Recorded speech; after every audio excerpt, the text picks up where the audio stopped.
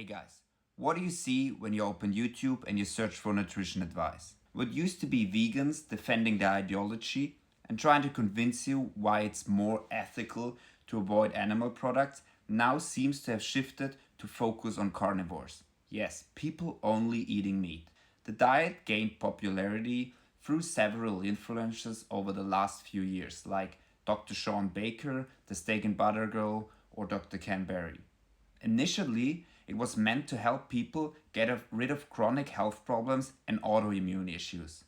Thousands of people reported relief from their symptoms on this type of diet. But recently, a war has broken out. A war between carnivores, vegans, and self proclaimed experts in nutrition and health like Lane Norton or Mike Israetel.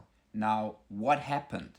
It's division like anywhere. Either you're pro carnivore or you're anti carnivore. Carnivores hating on people who add fruit to their diet, like Paul Saladino. Nutrition experts criticizing the ideas of Paul Saladino and vice versa. A never ending cycle of people believing they know best with their very restrictive diets. People battling it out in the comments, following their favorite influencers almost like a cult. But what about those who just want to get fit and healthy and eat a balanced diet? They don't know what to believe and what not to. Let me give you my version of how to eat for good health. Now, I'm not saying the carnivore diet can't be beneficial for certain people with health issues, but it's extremely restrictive.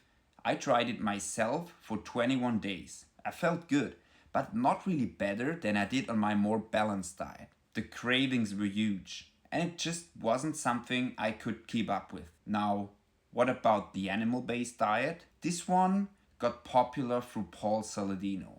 On the surface, it sounds much more varied. You can eat fruit. Yeah, that's it. You eat fruit and meat. But I recommend you do something a little bit different. Do what we've been doing for thousands of years. Cut out the ultra-processed garbage with fillers, highly processed oils, tons of sugars and other additives. Build 95% of your foods from things your great-grandmother would recognize. Eat lots of meat, fish and animal fats. Eat veggies when you feel like it. Eat fruit as your main carb source. Yes, I do think carbs are beneficial for most people. We've been eating them forever. When you feel like eating bread, go for sourdough or breads that only have 3 or 4 ingredients, like it used to be.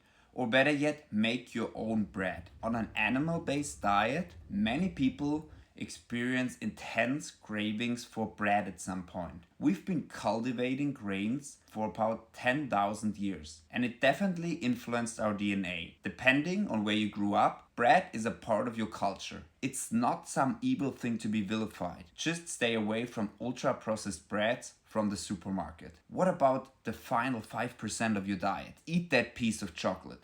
Have that ice cream. Enjoy that piece of cake when you're out with your friends. If you eat like this, call it a single ingredients 150 years ago diet, you'll get good health, be able to sustain a social life, and your mental health won't suffer like it might on these extreme diets. Eating the 150 years ago diet will be sustainable for your whole life. Eating carnivore or even the animal-based diet won't be sustainable forever. Now, what do you guys think? Please comment to boost the algorithm and please subscribe and like if you like the content.